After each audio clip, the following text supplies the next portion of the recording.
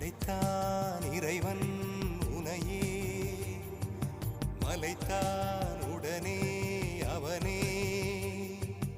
அழகை படைக்கும் திறமை முழுக்க உன்னுடன் சார்ந்தது, என் விழி சேர்ந்தது. விடிய விடிய மடியில் கிடக்கும் பொன்வினை உன்மேனி மீட்டட்டும் என் மேனி. இறைவினில் வந்து கலந்திடு, வீரல் பட மெல்ல காணிந்திடு. உடல் மட்டும் இங்கு கிடக்குது, உடன் வந்து நீயும் உயிர் கொடு.